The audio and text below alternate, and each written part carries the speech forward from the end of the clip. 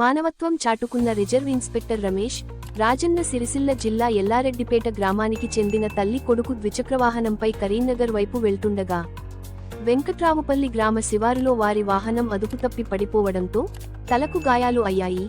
ఈ సమయంలో డ్యూటీలో భాగంగా అటువైపు వెళ్తున్న రిజర్వ్ ఇన్స్పెక్టర్ రమేష్ వారిని గమనించి తన వాహనాన్ని ఆపి హుటాహుటిన తన వాహనంలో కరీంనగర్ తరలిస్తుండగా మార్గమధ్యంలో అంబులెన్స్ చేరుకోవడంతో వారిని అందులో ఎక్కించి కరీంనగర్ ఆసుపత్రికి తరలించేలా సకాలంలో చర్యలు తీసుకొని మానవత్వం చాటుకున్నారు.